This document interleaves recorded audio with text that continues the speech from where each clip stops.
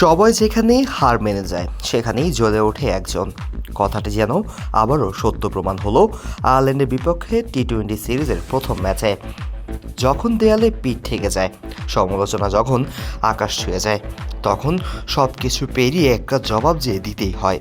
সেই জবাবটাই নিজের ব্যাট হাতে দিলেন তাওহিদ হৃদয়। তবে তার একার লড়াই যথেষ্ট হলো না।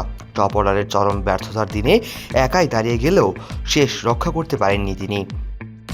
আয়ারল্যান্ডের বিপক্ষে প্রথম টি-20 ম্যাচে 39 রানের ব্যবধানে হেরে যায় বাংলাদেশ। এই নিয়ে ঘরের মাঠে টাইগারদের টানা চতুর্থ হার।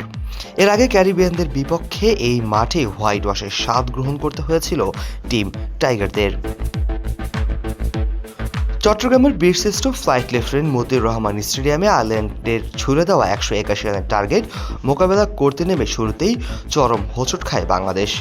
প্রথম উইকেট পড়ে যায় 2 রানে, এরপর 4 রানে দ্বিতীয় উইকেটের পতন। 1 রান যোগ করতেই দ্বিতীয় উইকেট হারিয়ে বসেছিল টাইগাররা। দলীয় রান যখন 18, তখন সাইফ হাসান আউট হলেন। তখন বাংলাদেশের ইনিংস যেন এক ধ্বংসস্তূপ। এমন এক কঠিন পরিস্থিতিতে তাওহিদ হৃদয় জাকের আলী ওয়ানিকে সঙ্গে নিয়ে ইনিংসের গতি সামাল দেওয়ার চেষ্টা করেন। চতুর্থ উইকেটে তাদের জুটিতে কিছুটা প্রতিরোধ গড়ে ওঠে, কিন্তু জাকের আলীর ব্যক্তিগত 20 এবং দলীয় 66 রানে বিদায় নিলে আবারও বিপর্যয় নেমে আসে। একের পর এক ব্যাটাররা আউট হলেও হৃদয় যেন একাই দাঁড়িয়েছিলেন ক্রিজে।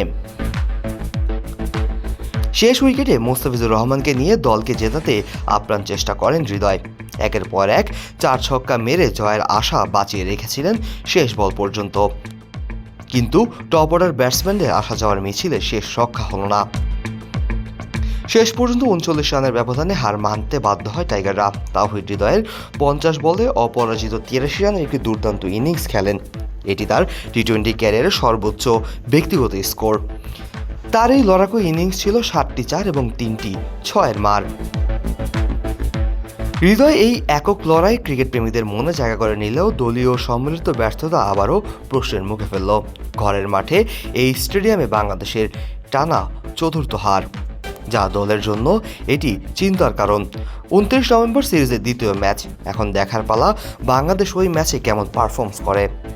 বাংলাদেশ কি পারবে সিরিজ বাঁচাতে, নাকি হবে আরও একটি হতাশার সিরিজ? প্রশ্নটা এখন এখানেই।